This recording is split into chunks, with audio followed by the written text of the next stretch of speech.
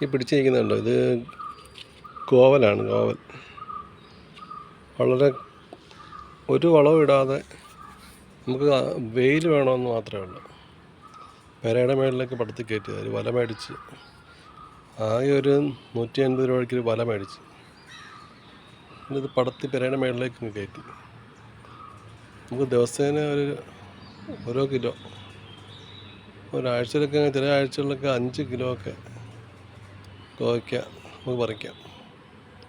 ഞാനിതൊക്കെ പറിച്ച് അടുത്ത് കടയിൽ കൊടുക്കും.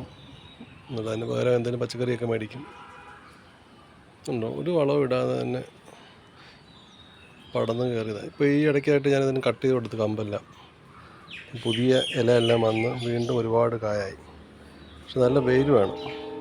പക്ഷെ ഇതിനകത്തിപ്പോൾ നിറയും ഉണ്ട്. ഇടയ്ക്ക് അതെല്ലാം കാണാൻ കഴിയത്തില്ല.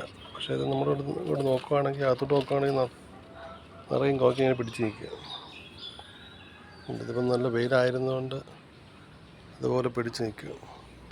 ഇതിങ്ങനെ പടന്നിങ്ങനെ പുതിയ പുതിയ തലപ്പുകളിങ്ങനെ വന്നുകൊണ്ടേയിരിക്കും. നമ്മൾ ദൂരമായിട്ട് മാറി നോക്കുകയാണെങ്കിൽ വളരെ ഭംഗിയായിട്ട്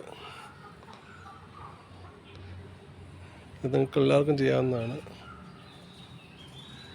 നിങ്ങളുടെ പെരയുടെ മേളിലൊക്കെ സ്ഥലമുണ്ടെങ്കിൽ ഇതുപോലെ കോവയ്ക്ക നട്ട് വളർത്തുക. എൻ്റെ ഇവിടെ എല്ലാം പിടിച്ച് നിൽക്കുക.